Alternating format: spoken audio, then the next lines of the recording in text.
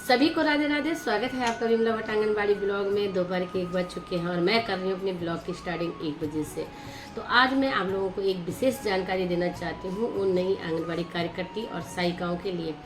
तो सबसे पहले मैं अपने बारे में बताने चाह रही हूँ। मैं हूँ एक आंगनबाड़ी कार्यकर्ती विमला। केंद्र मेरा मासोवन, सेक्टर मेरा चौथान, परियोजना मेरी थलीसैंण, जिला पौड़ी गढ़वाल उत्तराखंड से। तो मैं आज आप लोगों को जो विशेष जानकारी बताने जा रही हूँ वो है नई आंगनबाड़ी कार्यकर्तियों के लिए और सहायिकाओं के लिए भी वो संबंधित है। तो सबसे पहले क्या होता है कि आंगनबाड़ी कार्यकर्ती अपने आंगनबाड़ी जो नई है उनके लिए सबसे पहले तो पहला दिन होता है जो आंगनबाड़ी में जाने का। तो वहाँ पे जाके आप सबसे पहले जो विभागीय फ़ोन आपको मिला होगा या मिलेगा, उसमें आप लोग क्या करोगे, उसमें पोषण ट्रैकर को अपलोड करोगे। तो जो पोषण ट्रैकर आपका अपलोड होगा, तो जब मैंने सबसे पहले यही बोला कि आप पोषण ट्रैकर को अपलोड करने के बाद उसमें क्या होता है कि आप उसमें अपनी आईडी फीड करोगे। आईडी में आप अपना आधार, अपना मोबाइल नंबर, अपना खाता संख्या, अपने सहायिकाई का आधार और उनका फ़ोन नंबर, सारे मतलब जिसमें डिटेल है होती है उसको केवाईसी किया जाता है।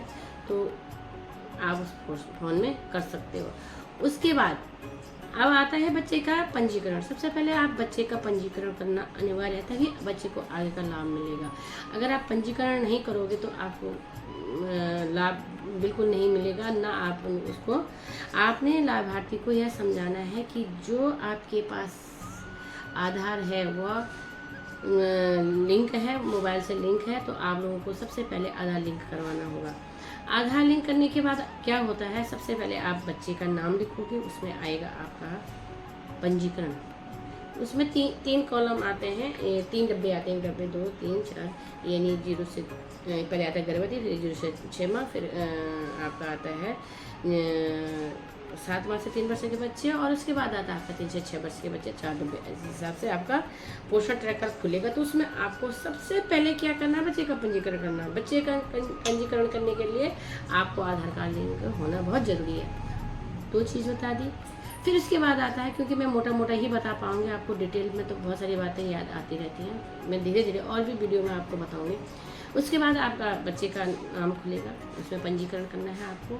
तो सबसे पहले आप जो बच्चे, अगर आपका फ़ोन नया है तो उसमें आपका डब्बा खाली खुलेगा, और अगर आपके 1-2 बच्चे उसमें पहले से ऐड हैं तो आपको वहाँ पे नीचे की तरफ होगा कि बच्चे का पंजीकरण करें।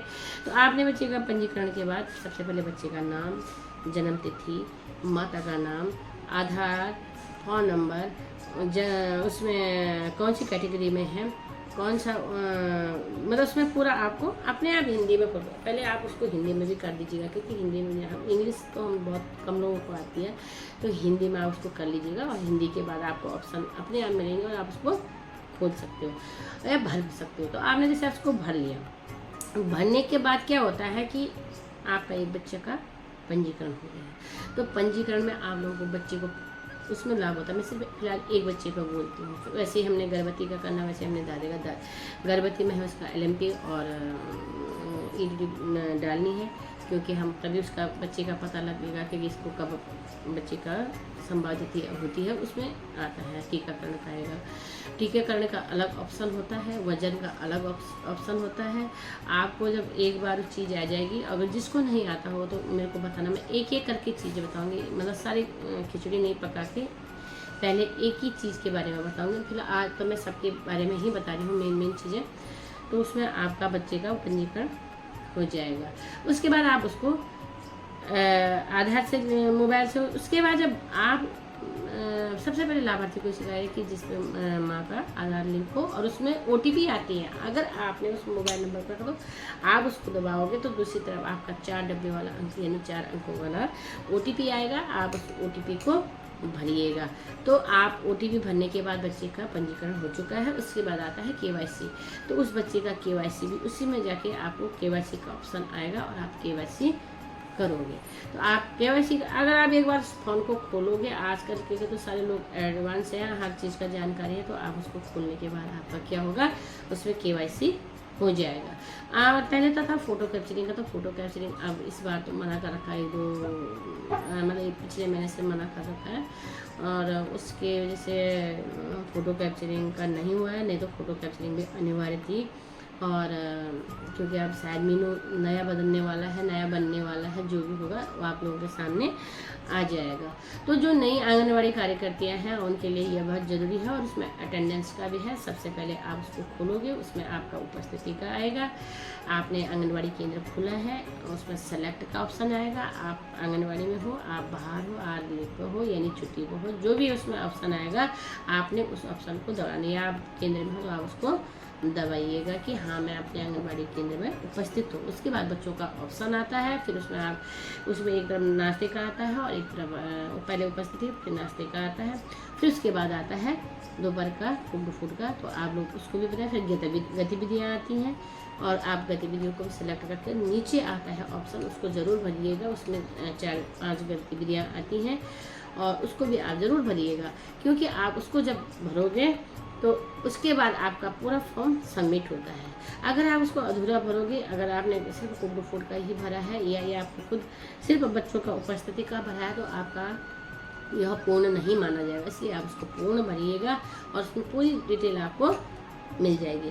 3 से 6 वर्ष के बच्चों का भी वही होता है। और बहुत सारे लोग पूछते हैं कि आंगनबाड़ी में कितने वर्ष के बच्चे आते हैं, तो आंगनबाड़ी में 3 से 6 वर्ष के बच्चे आते हैं। और अब सरकार द्वारा भी यह नियम हो गया है कि 6 साल तक के बच्चे आंगनबाड़ी में ही रहेंगे और आंगनबाड़ी में ही इस बच्चों को आगे की जो तैयारी होती है प्रथम क्लास की, उसमें आपको पूरी जानकारी दी जाएगी। बच्चों को किस हिसाब से उसमें एडमिशन लेना है और कब आंगनबाड़ी कार्यकर्ता लिख के देगी। जब आप आंगनबाड़ी लिख के देगी तो आप उसको बच्चे को प्राथमिक विद्यालय में ले जा सकते हैं 6 वर्ष पूर्ण होने पर, लेकिन 1-2 महीने का अंतर भी कर सकते हैं। और ये नया आ रखा है प्रावधान जो इस हिसाब से आपको जानकारी मिलती है। तो जितनी भी आपको अपडेट मिलती रहेगी मैं आप लोगों को बताती रहूँगी। अगर शुरुआत में ही आप लोगों को ये काम आ गया है, पंजीकरण करना आ गया है, तो आप लोग आगे की वीडियो भी मेरी देखते रहिए। मैंने पहले भी बोला है, आप लोग मेरे को तो अब तो मैं थक गई हूँ रिप्लाई कर करके कि एक ही क्वेश्चन एक वीडियो तो आप लोग देखते होंगे। जो लोग देखते हैं वो पूरी उनको बोलने की जरूरत नहीं पड़ती, वो सिर्फ वहाँ पर कमेंट करते थे कि बहुत अच्छी जानकारी बोल देते हैं। और जो लोगों को जो वीडियो नहीं देखते वो सिर्फ पोस्टर देखते हैं और पोस्टर देखने के बाद नीचे कमेंट कर लेते हैं कि मेरी नियुक्ति पत्र नहीं आया, मेरा नियुक्ति पत्र नहीं आया, मेरा नियुक्ति पत्र नहीं आया, मेरा नियुक्ति पत्र क्यों नहीं आया, उसका आया तो मेरा क्यों नहीं आया। आप प्लीज़ वीडियो तो देख लीजिएगा। मैंने हर प्रकार की वीडियो आप लोगों के लिए बनाया है और इसके माध्यम से मैं आप लोगों तक अपना जो होता है अपनी जानकारी आप लोगों तक शेयर करती हूँ और आप लोग उसको बहुत पसंद भी करते हैं। ऐसी बात नहीं है कि आप पसंद नहीं करते, बहुत अच्छे पसंद करते हो और बहुत सारे लोगों का कमेंट आया है और एक मेरे को गिफ्ट भी आया है। मैं उस गिफ्ट को भी दिखाऊंगी आप लोगों को और ऐसे करके आप लोग भी मुझे गिफ्ट भेजते रहिएगा, क्योंकि मेरा मनोबल बढ़ेगा और मेरा उत्साह बढ़ेगा, आपके लिए भी बढ़ेगा, अपने लिए भी बढ़ेगा। तो आप लोग ज़रूर इन वीडियो को देखते रहिएगा। और बहुत सारी चीज़ें ऐसी होती हैं कि आप लोगों के साथ शेयर करने का मन करता है। अब मैं एक ही चीज़ को बार बार ना दोहराते हुए कि आप लोग नियुक्ति पत्र के पीछे मत पड़िएगा। जो मेरे उसमें वीडियो है, एक उसमें वीडियो मैंने बनाई है, उस वीडियो में जाइएगा कि आपत्ति क्यों लगती है। उससे पहले भी मैंने बहुत सारी, तो आप पोस्टर देख के ही मत करिए। मेरे को पता है कम से कम 10 लोग वीडियो देखते हैं और 50 लोग उसमें सिर्फ पोस्टर देख के करते हैं। अब मैं रिप्लाई भी नहीं करूँगी उन लोगों का, मैं बिल्कुल रिप्लाई नहीं करूँगी, क्योंकि मैं बहुत सारी रिप्लाई कर करके थक जाती हूँ कि उसकी पूरी कहानी बन जाती है रिप्लाई में उसमें नीचे तक। तो ये आप समझने की कोशिश करिएगा, क्योंकि अगर आप वीडियो नहीं देखोगे, तो अगर आप वीडियो देखोगे तो आप ज़रूर बोलोगे कि बहुत अच्छी जानकारी है। तो जो लोग वीडियो देखते हैं वो ज़रूर बोलते हैं कि बहुत अच्छी जानकारी है, और जो लोग नहीं देखते हैं वो सिर्फ कमेंट करते हैं और साधारण कमेंट करते हैं कि मेरी नियुक्ति पत्र क्यों नहीं आया, किस कारण नहीं आया।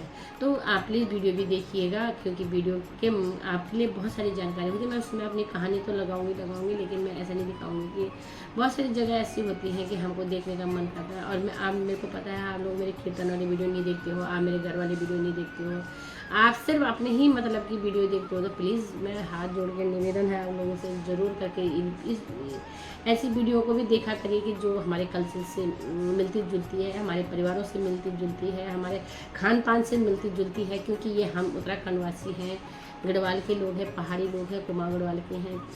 एक उत्तराखंड एक ऐसा परिवार है जो 2 भागों में है, एक है कुमाऊं गढ़वाल, और अपनी अपनी रीति रिवाज होती है, अपने रीति रिवाजों के अनुसार हम काम को करते हैं और अच्छे भाईचारे से मिलाते हैं, क्योंकि दो मंडल बने गए हैं, गढ़वाल मंडल और कुमाऊं मंडल। इसलिए आप लोगों से मैं ये रिक्वेस्ट करती हूँ कि आप लोग ज़रूर वीडियो को देखिएगा, और मेरी वीडियो पूरी उत्तराखंड में देखते हैं और बाहर के लोग भी देखते हैं, और जिस हिसाब से लोग देखते हैं तो मुझे बहुत खुशी होती है कि, और मैं यहीं पे पड़ोस में गई थी तो कभी कभी अनजान लोग भी हमको मिल जाते हैं कि आपकी वीडियो हमने देखी है, तो मुझे बहुत अच्छा लगता है। बोलते हैं कि हाँ, मैंने कहा आपने शायद कीर्तन वाली देखी होगी, तो उन्होंने कहा नहीं कीर्तन वाली नहीं, आपके आंगनबाड़ी की वीडियो भी देखती हूँ और आपके गांव की वीडियो भी देखती हूँ, तो बहुत अच्छा लगता है। आप लोगों को मैं यही रिक्वेस्ट प्रार्थना जो भी बोलते हो आप, हाथ जोड़ के निवेदन करती हूँ कि आप पूरी वीडियो को ज़रूर देखिएगा, और आपके हित के लिए ही यह वीडियो बनाई जाती है, तो प्लीज़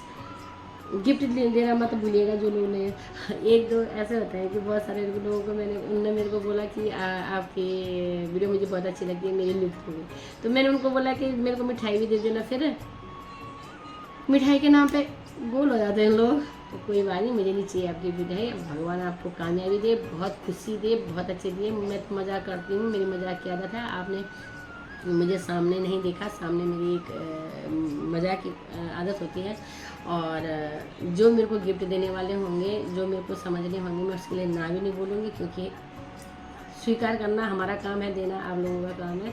अगर दे देते तो बहुत अच्छी बात है, क्योंकि बहुत सारे लोगों को खुशियाँ होती हैं और अपने खुशियों में दूसरे को भी शामिल करते हैं।